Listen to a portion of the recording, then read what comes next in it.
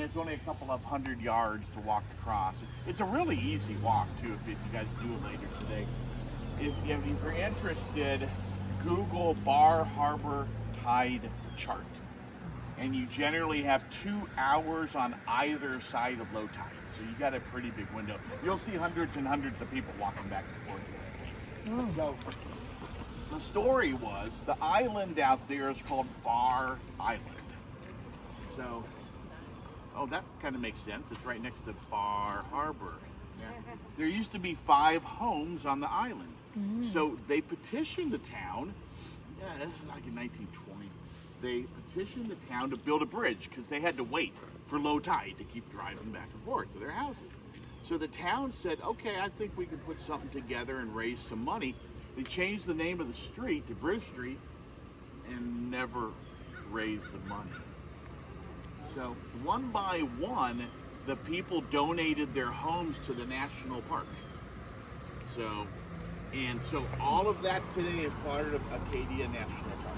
The entire island. There's some trails over there. These people are looking down there to wonder where do you want to go? Last house that was there, if anybody remembers, CBS news correspondent Jack Perkins. He was the last person to have a house on there. He donated. That's probably 15 years ago or so. That was the last house on there. But you can see on this sign how it kind of looks when the tide goes out. And you can walk over there very easily. And you want to make sure to watch the time because every once in a while somebody doesn't watch the time. And it's like waving over there. Well, there's a sign. I think there's one on this side and the other side. It says if you get stuck on the island, call this number. And then it says prepare to have $500 cash to pay the harbor master. Oh. They'll go get you, but you're going to be paying for it. So, as it should be. Yes. All right, so one of the things that I want you guys to memorize, take a look, turn around. There's a house on the corner here. You see this white house here? I want you to remember this house because we're going to talk about this house later in the tour, okay? I won't tell you the story of the house now, but just remember this house. Mansion, and you'll see beautiful Gilded Age mansions on both sides of the street. These are all kind of mid-1800s. Oh, look at that.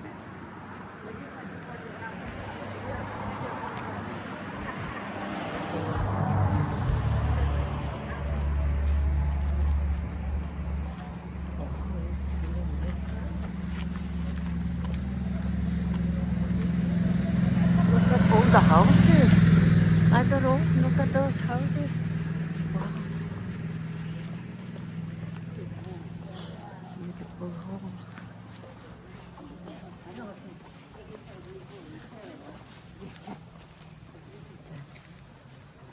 Makin nagtang kadalang.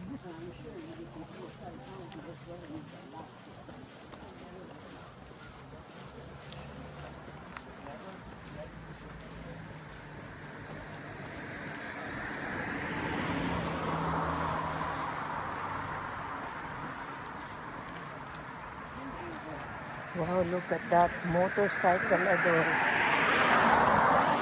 I think we can ride on to that one, huh? It's 3 wheels. Yeah. Huh? Oh yeah, batangot ka. Parami ka lang nga nag-ara.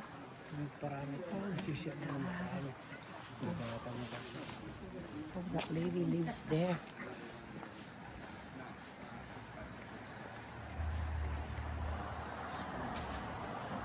Look at all the houses, my goodness.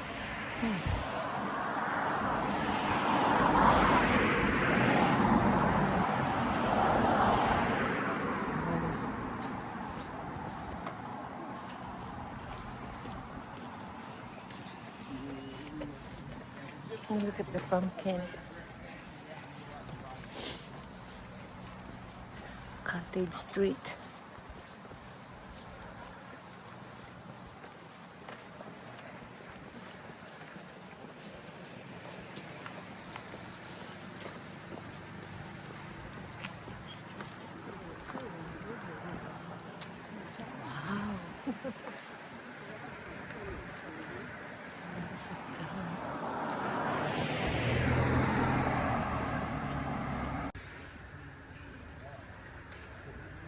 Bar Harbour Maine, the museum and the street. Oh.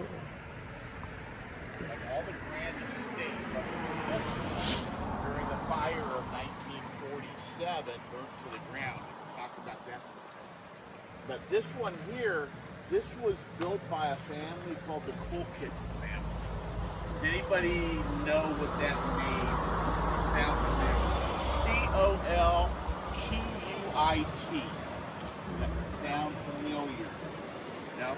I've only had 2 people know them in the last 10 years. Have you guys all had a bowl of Campbell soup in your lifetime? That's the house that Campbell soup built. Oh. How much were they charging for soup back then? It's like pretty darn beautiful. Yeah, this is the house that soup built. The Campbell soup. So meaning to say they're from here. But we're going to walk up that street that we just passed by. We're going to walk all the way up, and we will get back into the sun. And I'm going to show you where the fire line was. The fire burnt for over a week. Started in the middle of the island in the town dump. So they're not sure how it started. All they know is that the day it started, the winds were blowing 30 miles an hour right at Bar Harbour. And they weren't fighting forest fires from the air. So I'll just kind of give you that as a teaser. In make up New England, the other 5 states would all fit within the border of Maine. So Maine's a very large state compared to a lot on the East Coast here. Here in Bar Harbour, 5,000 year-round residents. So at the end of October, when all the cruise ships are gone, everything closes down.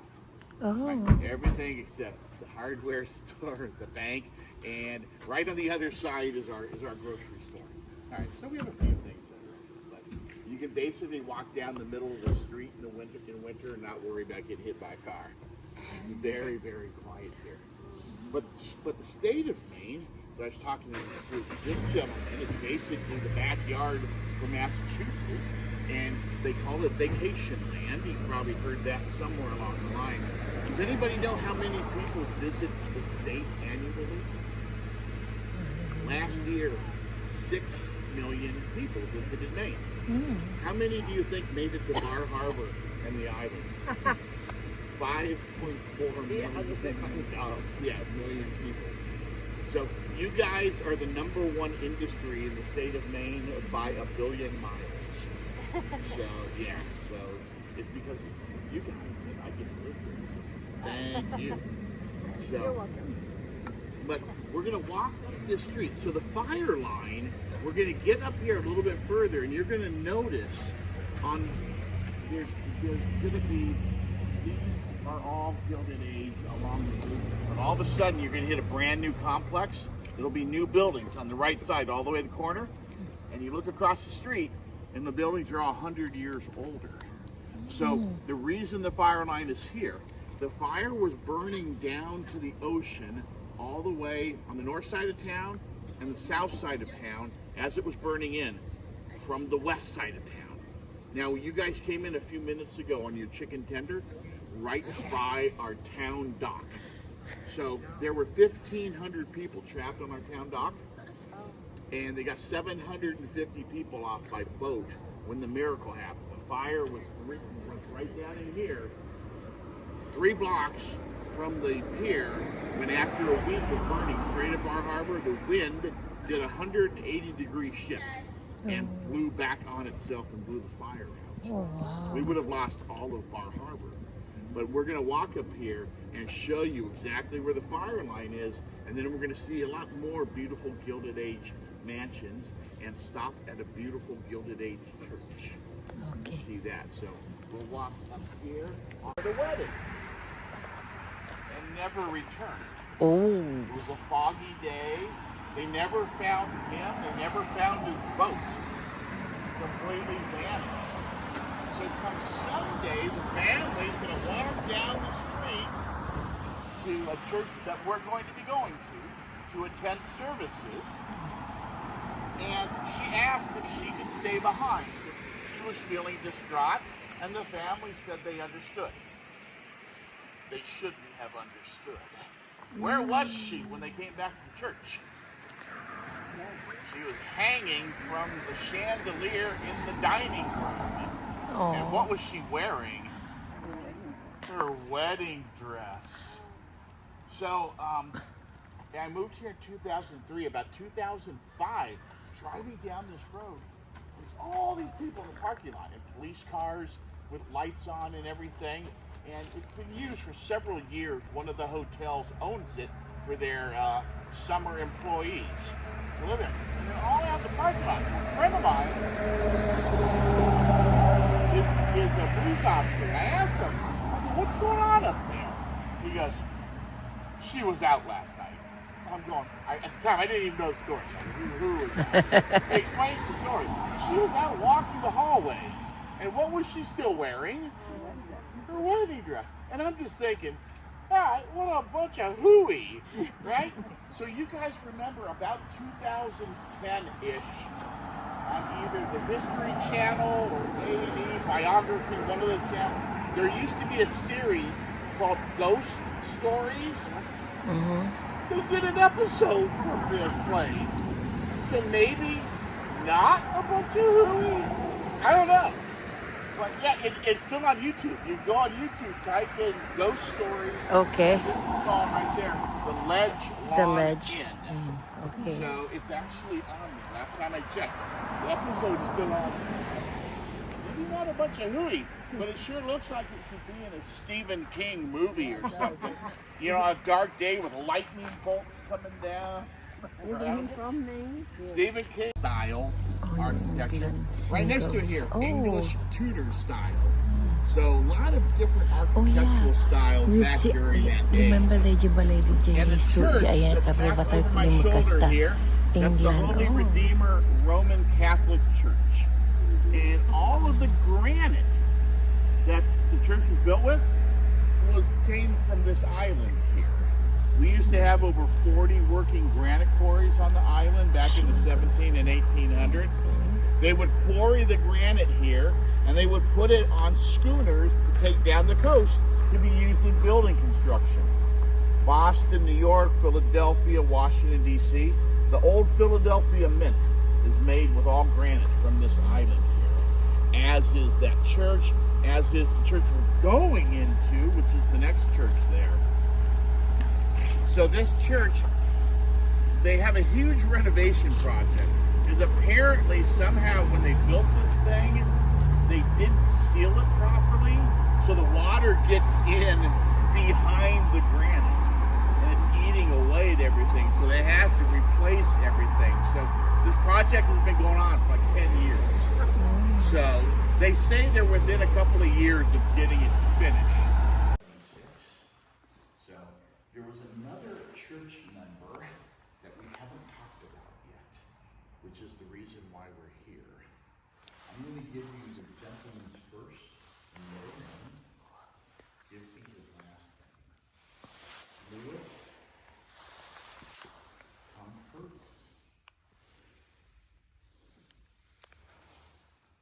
Comfort Inn. Louis Comfort Inn. Oh. Yes. Louis Comfort Tiffany. So what's in this church? Tiffany stained glass windows. I had a guy on a tour once, and we had a big group, and he's in the back. He goes, "Lamps." Church of the Tiffany lamps. I had to get him into a program to kind of cut back on the Home Shopping Network. Yeah. From watching that too much. Now, Tiffany stained glass windows. There's more Tiffany stained glass windows in here than any other church in New England because Lewis was a member of the church. So people would commission him to do stained glass windows. And one of the things to remember, when the church first opened, they didn't have all these stained glass windows in here. They were all just a regular window. And when you're walking around, the regular windows that are left are up there. And you guys will be able to see when you walk over here, but those three up there are the original windows that were in the whole church. Very nicely. So who thinks that's a Tiffany window? Yeah. Yes. Okay. Yeah, it's not. Not a Tiffany window, but it was made in Tiffany's studio in New York City, so by a couple of his apprentices. And you see the heads of the toddlers that are all the way around the window. Yeah. Those were the children of the people that commissioned the window to be made. Ah. Now the church won't tell us how much the Tiffany windows are insured for, but they will tell us that window is insured for $60 million. Ooh. It's very, very rare to be that big and circular. And there used to be 11 Tiffany windows in the church. One was stolen. And where it was stolen from, you guys see the 4 vertical windows against the back wall? One of those doesn't really fit. Which one doesn't fit? Far left. Yeah, far left doesn't really fit. There was a Tiffany window there before. I'll show you what it looked like. So this is the window, and this will be back on the table so you guys can see it. This is the window that was stolen in 1980. Because back in 1980, they didn't think anybody was going to be stealing the windows. They were just bolted in from the back, and someone unbolted it, and off they went with it. Wow. Today, there's cameras everywhere, and you probably have to tear down a wall of the church to get one of the windows out. But they say they have that registered. I guess there's a worldwide registry of stolen artwork. And the FBI and Interpol and Scotland Yard and all these other agencies looking for artwork. And they say about Village burying ground.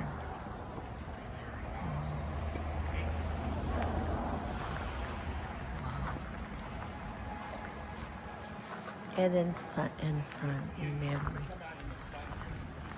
Yeah, our next stop is about 8 minutes to the west. So this is one of our Civil War monuments. There's a lot of Civil War monuments all over the state of Maine. Most towns have them. So remember when I welcomed you guys to the town of Eden earlier? Yes. What does it say on the sign, on the monument? Eden's and Yeah, Sons. there we go. So way back then it was Eden. It was that Bar Harbor. And that fella on the top of the statue is the hero of the Battle of Gettysburg. Does anybody know who that might be? I don't He's know. from the state of Maine. Joshua Chamberlain, Oh. who was the hero of the Battle of Gettysburg. So he's memorialized there. The gravestones here date back to the late 1700s. But if you notice, what's interesting on some of them, you see how they have the person in years, months, and days. So I asked the church, I said, what's the deal with that? Church doesn't even know why they even do that. So yeah, years, months, and days. So this is the oldest graveyard on the island here. And I did find out, this is funny, I've been doing this for 10 years, did not know this. You know what the difference is between a graveyard and a cemetery?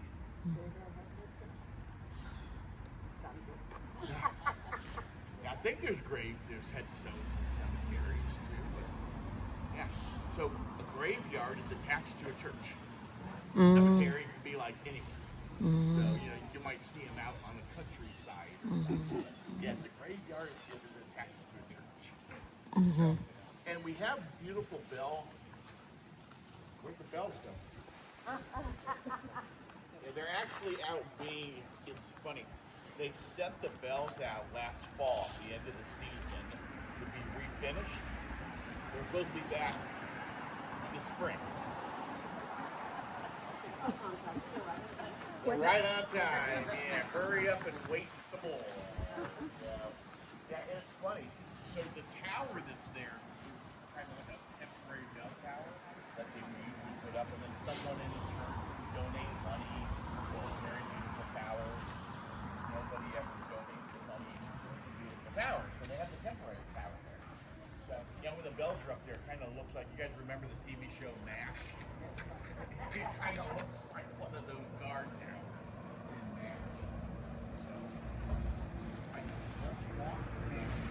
Walk down, look across on the right path, hotel room.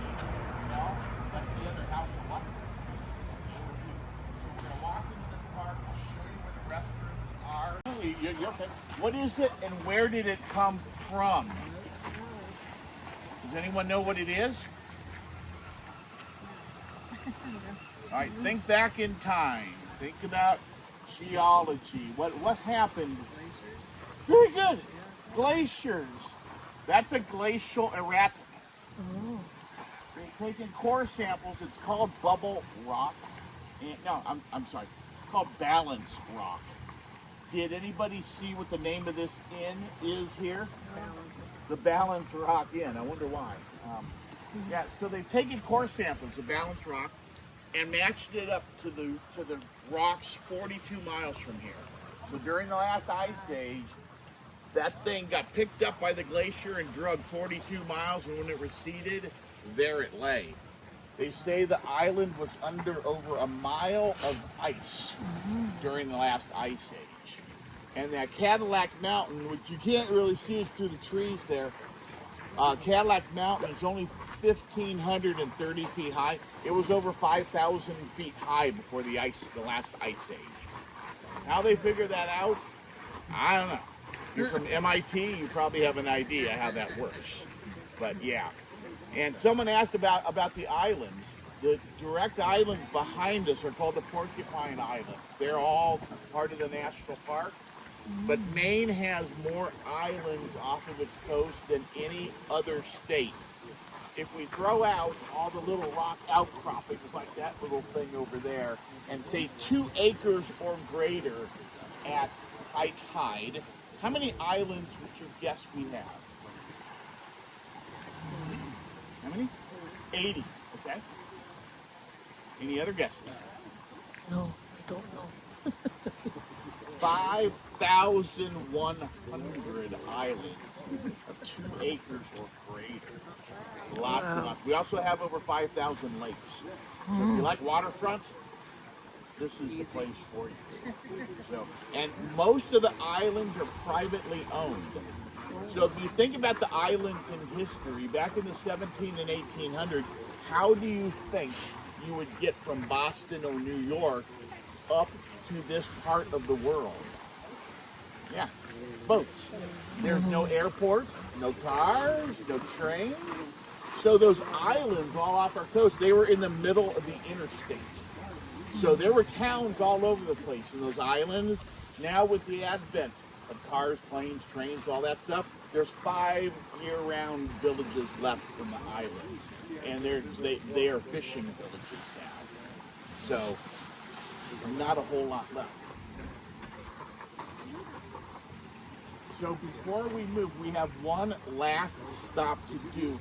If anybody wants their picture with a nice backdrop here, I can grab your picture if you want. If anybody wants that, we can do that really quick here.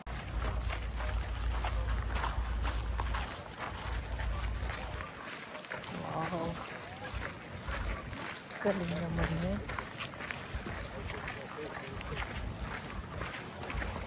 Ten o'clock pa lang. Sige. Puro to.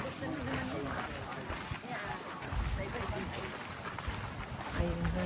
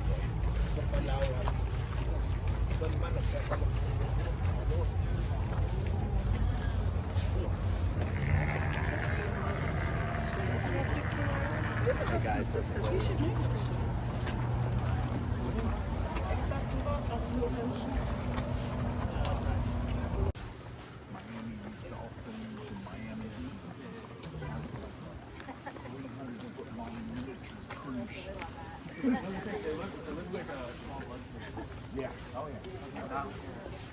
Yep. Yeah, we're going to strip down. Okay. Yeah. Well, I guess if you get the name of the boat, you can Google it. Oh yeah.